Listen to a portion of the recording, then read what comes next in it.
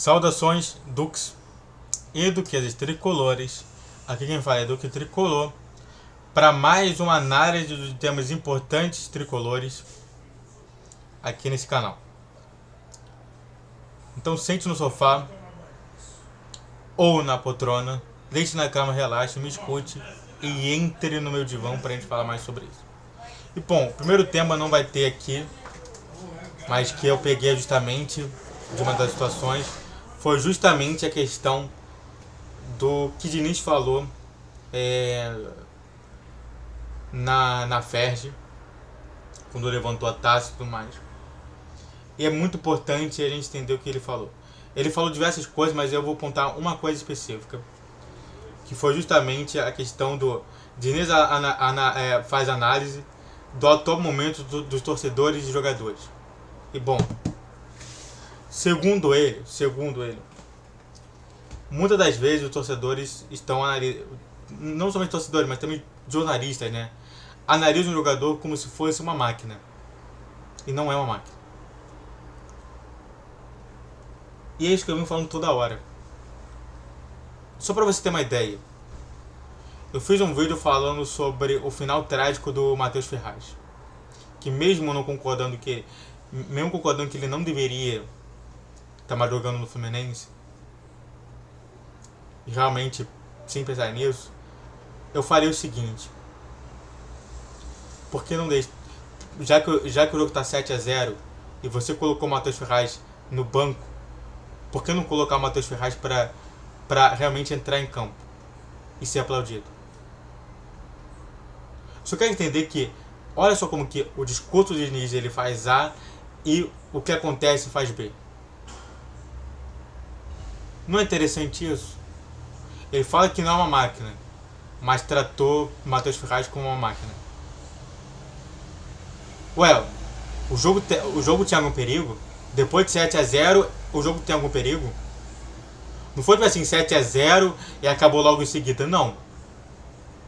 Até 5-0 não tinha perigo nenhum de colocar ele. Mas 7-0 menos ainda. Ué,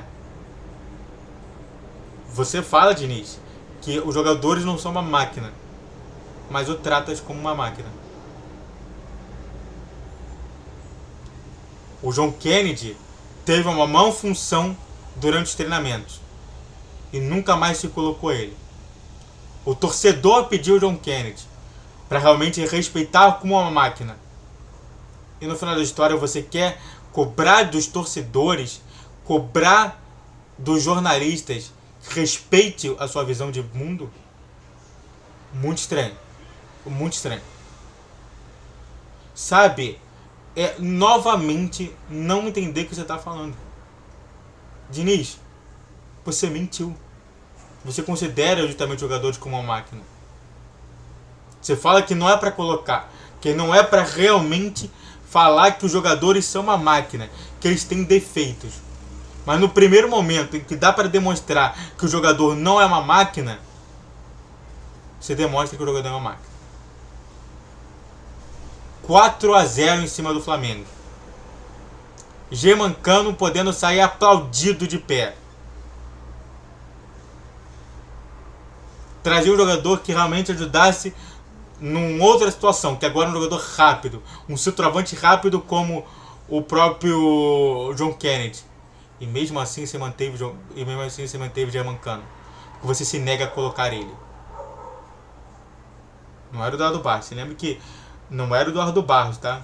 O Eduardo Barros só ficava ouvindo o que o Diniz falava, tá?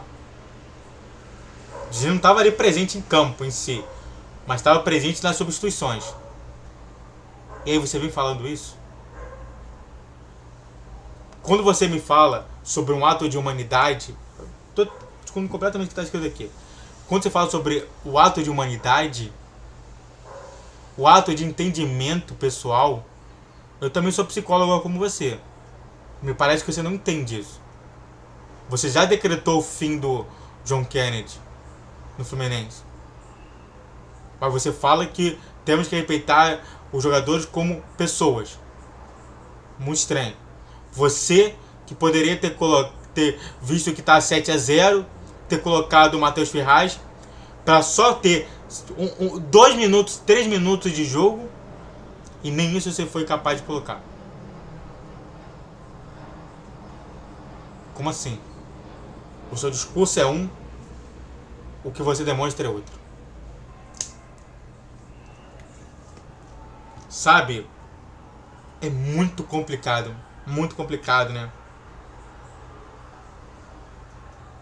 Antes de continuar falando, eu consegui até responder tudo que está escrito aqui.